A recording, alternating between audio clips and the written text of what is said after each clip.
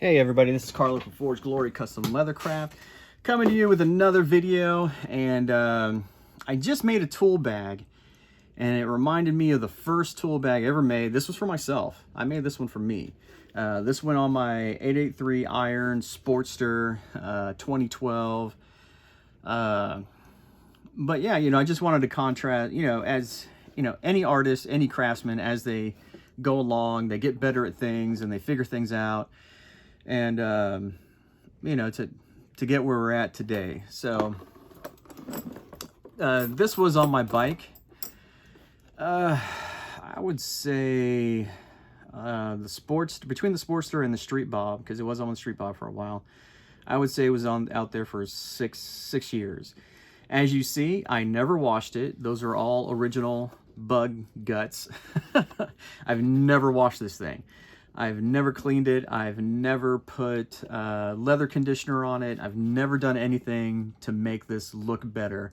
I made it, I put it on the bike, and there it was. After 6 years, at the time I was putting about 22,000 miles a year on my bike, because it was my commuter. It was how I got to work. It was how I did everything. My wife had the van and I had the motorcycle. So when I went to work, I was on the motorcycle. So yeah, 22,000 miles a year, 6 years, you do the math. But yeah, so it's seen a lot. It's seen a lot. But as you see, I've never conditioned the leather, and it still looks really good. But I do live in Tennessee, where it doesn't get as hot as, say, Missouri, or it's not as dry as Arizona. It doesn't get as cold as Montana. The weather here is pretty mild, so it's easy on the leather. Other places, you definitely would, like if you lived in Arizona, once every 6 months you need to condition your leather. But anyway, let's talk about this. So I started out using, this was I want to say a 7 to 8, could be a 6 to 7 on the thickness of the leather. But as you see, the leather I use now is a whole lot thicker. It's about double that size. So yeah, I use a much thicker leather. Also, as you see, when I cut the leather back then, I just cut it, and that's the edge that you got. But now, I do smooth out the edge, and, use an edger and smooth it out, bevel the edge. So another way that I refined my craft. Another difference is that, here on the strap, back then I was just using just thread. So I went from thread to using just rivets, but I think the combination of a rivet and the thread is the best. So that's what I'm sticking with now. This had buckles on it, but I took them off to put them on the new. I do that. I take a piece, whenever I make something new for myself, I take a piece of the old and put it on the new. So I cut the buckles off, but I use the same stainless steel buckles so that they don't rust in the rain. So if the buckles were on there, you would see that they just don't rust. The buckles that were on here are on my bike right now, and they haven't rusted yet. Another thing that you can see is my stitching has gotten a lot better. It's a lot straighter. This is hand stitched, but it looks like it was done by a machine. This was also hand stitched, but you can see it's a little, the leather is warped, so it's making it look hard, making it look rough, but the stitching was a little wavy, because I wasn't too exact with it as I am now, what I can do now.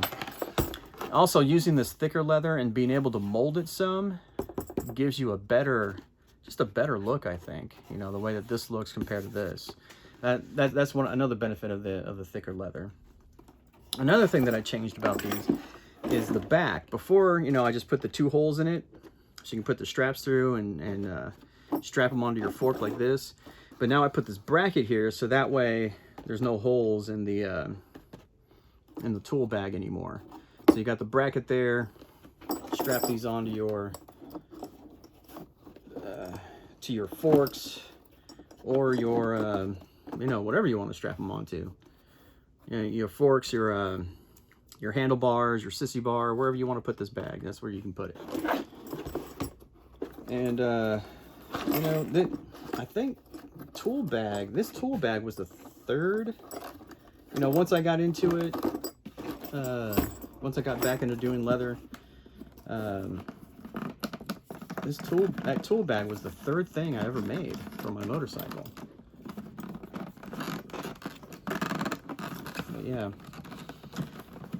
you know, I definitely, oh yeah, and I had the buckle on there, and so the buckle would go through, but then these were kind of like flapping in the wind, so I started making stays so that these things just aren't out there flapping everywhere. You know, little things that I've done differently. You know, I had to keep this just for the nostalgia. You know, every little bug splatter has, you know, has a different story of a different place I went to. But also with these, for you, I can make it with any art that you want. You know, just send me the art that you want. You know, if it's nothing crazy or obscene, I can put it on there. You know, if I don't want my daughters looking at it, then I'm not going to put it on there. That's just kind of my rule. But I can put any art, any color. You know, if you want a blue bag, I can make a blue bag, a red bag, you know, whatever you want. I can do different color of stitching. I can do a stitch line. Like if your seats have stitching, I can do a stitch line all around the edge to match the color of the stitching on your seat. I can do these in different colors, you know, whatever you want. I really love making these. I love making the tool bags. It brings back so many memories from the first time that I made one to the way that I make them now.